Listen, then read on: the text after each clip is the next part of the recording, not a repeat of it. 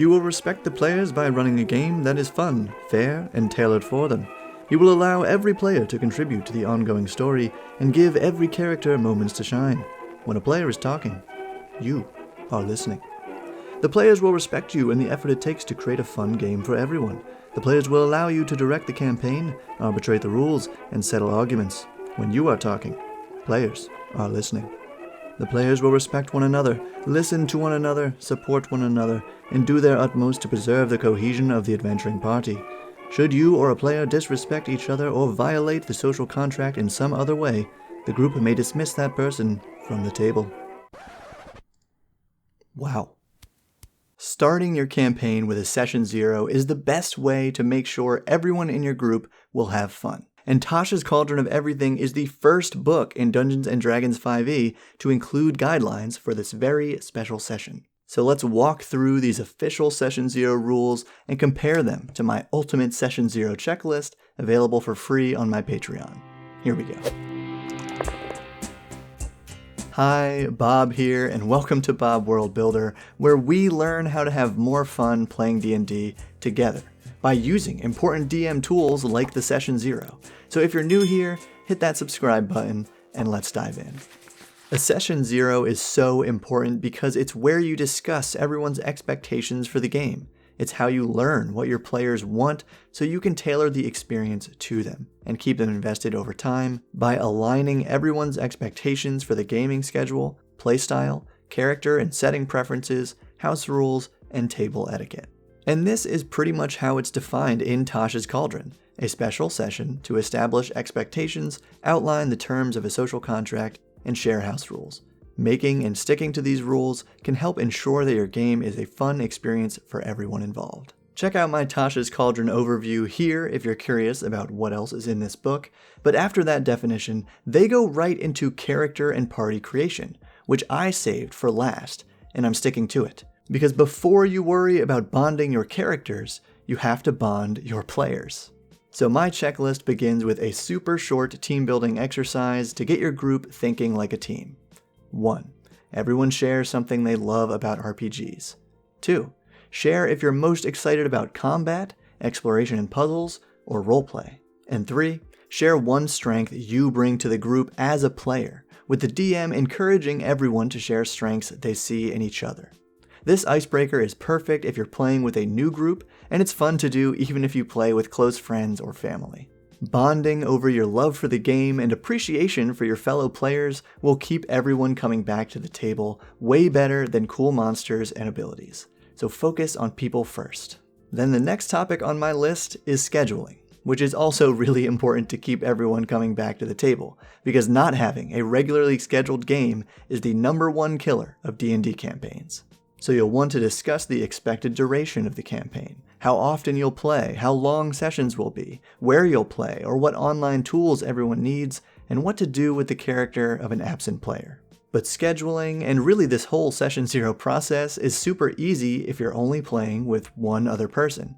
And there's a little section about that in Tasha's Cauldron, which pretty much just says they should use sidekicks and explains what sidekicks are at a very basic level.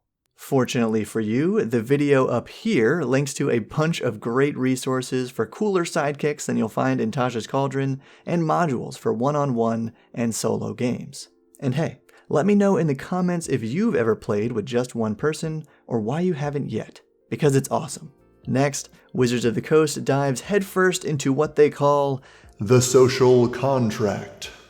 Not to poke too much fun though, because I do believe this is the most important part of keeping the game fun for everyone. But rather than having a direct conversation as suggested in the book, I really think you should ease into this subject. So my list has a bunch of practical behaviors that everyone should agree upon, like eating at the table, using phones at the table, retconning character actions, player versus player actions, and other RPG pet peeves. Which more smoothly segues into setting a rating for the game, PG, PG-13, R, and consequences for breaking these agreements.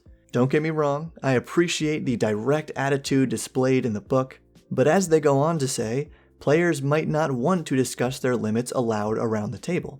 And in my experience, players never want to discuss their limits aloud around the table. That's the main idea of limits. So after telling my players that I run a PG-13 game, I encourage them to tell me privately if there are any topics within that rating that would make them uncomfortable.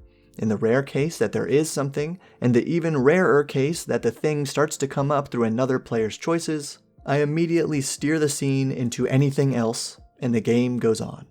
So one thing recommended by Tasha's Cauldron that I might start doing is to compile the limits into one list that can be shared with the whole group, of course in a respectful and anonymous way. This book also inspired me to be more proactive about reassessing limits during my campaign check-ins, which I've mostly used to ask about the story direction and my players' characters.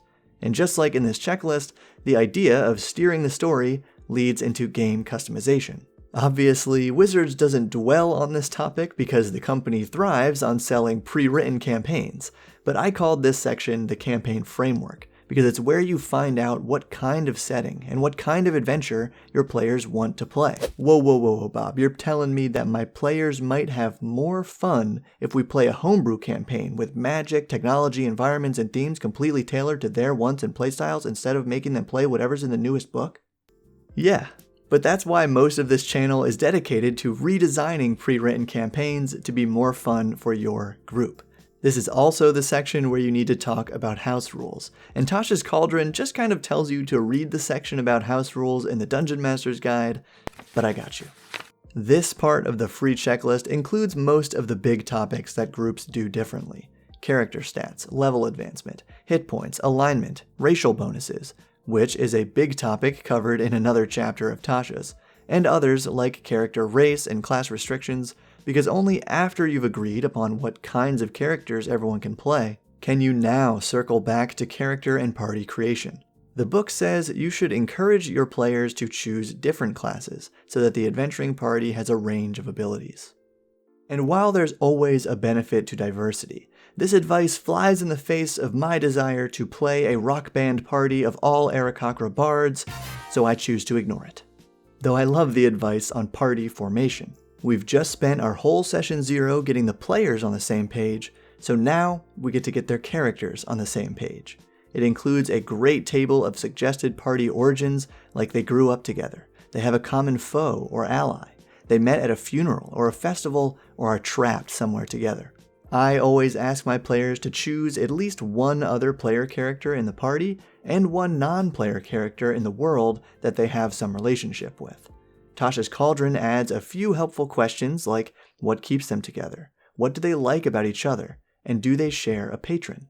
These group patrons from Chapter 2 can give your party quests and a bunch of other benefits, but that's another video. So if you liked this one, please give it a thumbs up, check out the Ultimate Session 0 checklist here, and consider becoming a patron like Malcolm, Jared, Monica, Brother DeVoe, Runebeast, Christopher, and Frank just did. Thank you all for your support, and keep building.